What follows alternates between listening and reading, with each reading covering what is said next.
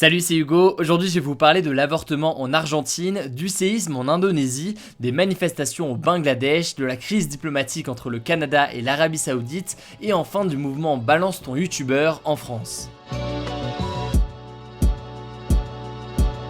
La première actualité de la semaine, c'est donc le rejet de la légalisation de l'avortement en Argentine. Jeudi, les sénateurs argentins ont voté contre la légalisation de l'avortement dans leur pays. Il manquait 7 voix pour que l'avortement soit autorisé en Argentine, alors que le projet de loi avait été approuvé par les députés en juin dernier. La discussion de cette loi a profondément divisé l'Argentine, un pays très catholique où est d'ailleurs né le pape François. En Argentine, la loi n'autorise que les avortements en cas de viol ou si la santé de la mère est en danger. Et selon le ministère de la Santé, il y a au moins 350 000 avortements illégaux en Argentine chaque année. Ces 2 dernières années, les mouvements féministes s'étaient fortement mobilisés pour le droit à l'avortement en Argentine, ce qui a conduit le président argentin de centre-droit Mauricio Macri, pourtant contre l'IVG, à ouvrir le débat au Parlement pour la première fois de l'histoire du pays. Mais même si la loi n'est pas passée, le camp pro-avortement se félicite d'avoir au moins fait avancer sa cause et sensibiliser les mentalités. Le non l'ayant emporté, il faudra probablement attendre 2020, année des prochaines élections, avant que la question de l'IVG puisse de nouveau être examinée par le Parlement. Je vous en parlais dans les actus du jour sur Messenger et Instagram, un séisme de magnitude 6,9 a frappé l'île indonésienne de Lombok à l'est de Bali dimanche dernier. La catastrophe a fait 319 morts, un dernier bilan qui pourrait encore s'alourdir. Et selon les autorités, 156 000 personnes ont été déplacées à la suite des immenses dégâts matériels. L'Indonésie, elle est particulièrement touchée par ces catastrophes et jeudi encore, un autre séisme frappait le pays, mais alors pourquoi y a-t-il autant de séismes dans cette partie du monde? La raison principale, c'est que l'Indonésie est à la limite entre 2 grandes plaques tectoniques, et ce point de contact entre 2 plaques sur lequel est l'Indonésie s'appelle la ceinture des feux, puisque c'est la région la plus volcanique du monde, avec 129 volcans actifs. Ce qui est particulier avec cette région, c'est que ces 2 plaques, elles bougent beaucoup et se rapprochent à une vitesse de 7 à 8 cm par an. Et ça, en l'occurrence, c'est vraiment énorme. Pour vous donner un ordre d'idée, en France, la région où les plaques tectoniques bougent le plus, ce sont les Pyrénées,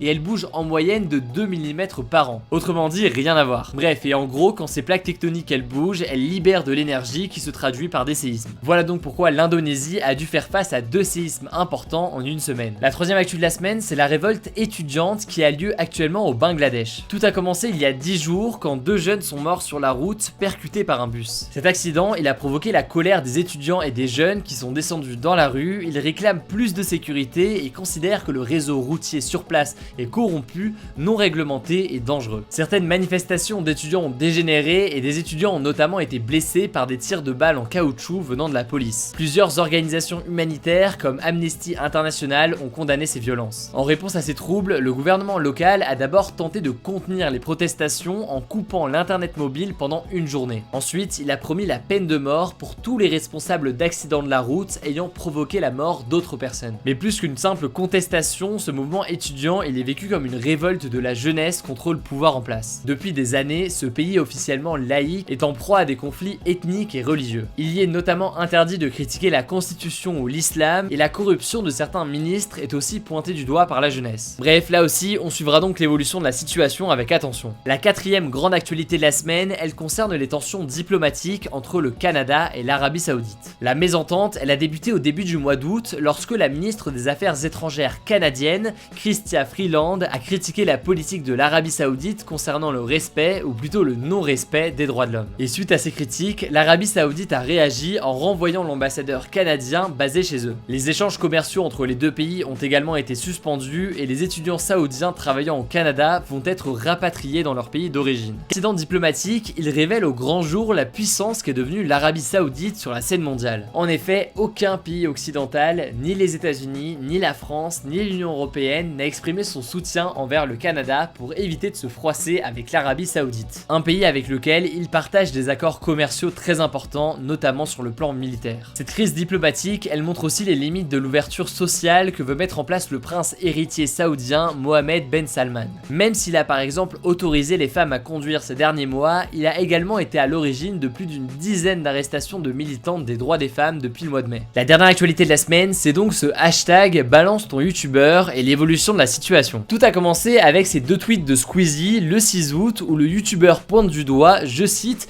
les youtubeurs, y compris ceux qui crient sur tous les toits qu'ils sont féministes, qui profitent de la vulnérabilité psychologique de jeunes abonnés pour obtenir des rapports sexuels. Ce tweet, il a réellement eu l'effet d'une bombe. Sur Twitter, avec le hashtag balance ton youtubeur, de très nombreux noms de youtubeurs ont circulé et parfois avec des captures d'écran de conversations qui sont pas nécessairement vérifiées. Devant l'ampleur que prenait le hashtag, plusieurs médias se sont emparés du sujet pour mener leur propre enquête ou alors reprendre une enquête qu'ils avaient déjà en cours. D'abord Le Parisien qui a recueilli des témoignages et sorti les noms d'Antox Colaboy, Matt Podcast, From Human to God et Was Freestyle. Antox Colaboy et From Human to God ont démenti et affirmé qu'ils porteraient l'affaire en justice, tandis que Matt Podcast a affirmé avoir été victime d'un piratage de son compte. Ensuite, le média France Info a publié sa propre enquête, mais il a employé une autre méthode, anonymisant comme Le Parisien les victimes, mais au-delà de ça, sans donner les noms des youtubeurs. Selon France Info, à ce jour, aucune plainte liée à ces témoignages n'a été déposée. Si ce hashtag il permet de mettre à la lumière des problèmes extrêmement graves et choquants, je vous invite aussi à faire preuve de prudence sur les différents noms qui peuvent circuler, étant donné que la justice n'a pas encore mené d'enquête. Aussi, si certains d'entre vous ont été victimes d'agissements de ce type, même si c'est pas simple, porter plainte est la seule façon d'avancer et de condamner les comportements inacceptables et leurs auteurs. En tout cas, j'ai pas prévu de faire une vidéo spécifiquement sur le sujet, étant donné que je vois pas davantage d'éléments à vous partager et que je voudrais pas véhiculer d'informations non vérifiées. S'il y a du nouveau, évidemment, je vous mettrai ça sur Instagram et sur Messenger dans les débriefs quotidiens de l'actualité. Et puis aussi, le youtubeur Le Roi des Rats prépare une vidéo sur le sujet, donc vous pouvez le suivre si jamais c'est pas encore le cas. Le débat de la semaine, c'est le suivant, la France doit-elle continuer à vendre des armes à l'Arabie Saoudite? Pour participer, ça se passe à l'aide de la petite fiche qui s'affiche en haut à droite, vous pouvez voter oui, non ou sans opinion, et surtout je vous invite à en débattre dans les commentaires, j'irai lire tout ça. Pensez à vous abonner et à activer les notifications pour être les premiers sur l'info, un nouvel épisode de mon podcast audio Fromage est désormais aussi disponible,